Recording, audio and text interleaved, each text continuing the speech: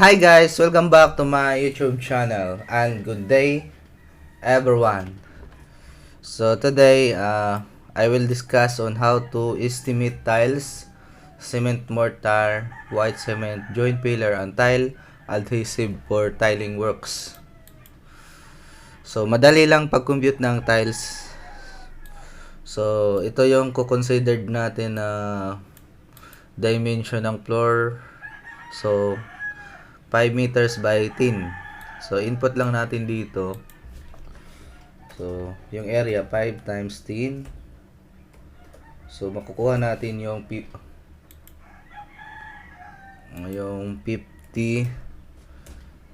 square meter floor area. So, paano naman kung consider din natin yung mga nabasag, yung breakage allowance. So, kasama na dito yung mga naputol dito, yung nasa gilid. So, titingnan natin sa site kung madami ba or so, lalagyan mo lang ng 5 to 10% kung so, ito is yung number of pieces per square meter. So, ito yung mga pieces na tiles. So, kung gagamit ka ng 20 by 20, so 1313 pieces na tiles. So, kung per box naman, yung bibilhin mo, ito.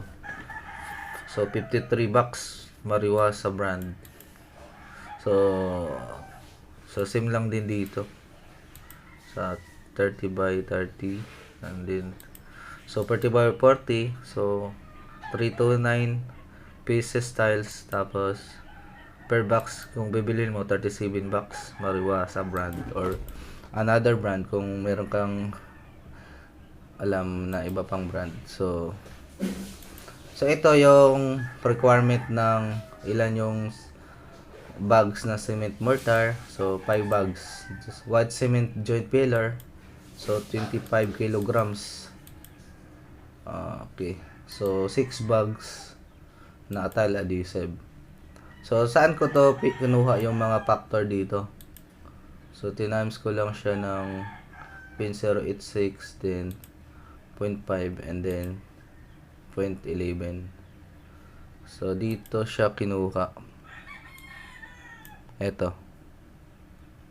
Sa table ng quantity of tiles per square foot and meter.